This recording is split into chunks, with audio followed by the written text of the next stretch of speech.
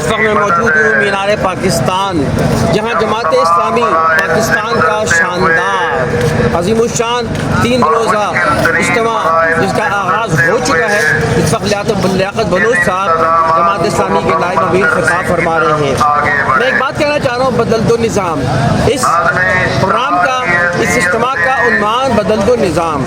आप देखें कि इस वक्त निज़ाम ही की ख़राबी है कि आज जो है वो जो है फॉर्म 47 के लोग आ रहे हैं, ये निज़ाम की ख़राबी है, करप्शन उरूज पर है।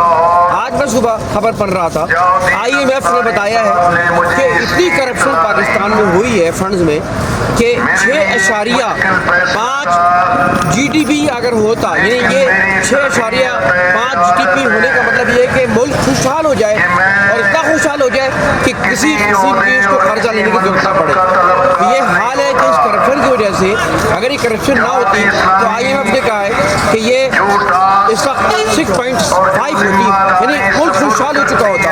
तो अरबों खरबों ट्रिलियन रुपीस का इस वक्त करप्शन हो रहा है, और ये करप्शन इसी वजह से हो रहा है कि मखसूस लोगों ने एक इजारतदारी कायम कर ली है। यही जमात कह रही है बदल दो निज़ाम। आइए हमारा साथ दें, जब तक ये निज़ाम नहीं बदलेगा यहाँ की खराबियाँ ख़त्म नहीं होंगी। फौरी हमारा साथ दें, आप भी इस तरह में शरीक हो, इंतखाब सूरी को इजाज़त दें।